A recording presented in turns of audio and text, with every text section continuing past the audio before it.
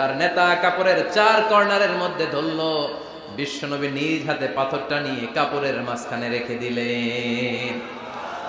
এবার বিশ্বনবী আগে আগে যায়, চার নেতারে বললেন, চার কর্নার ধরে পাথরটারে নিয়ে আমার পেছনে পেছনে আসো।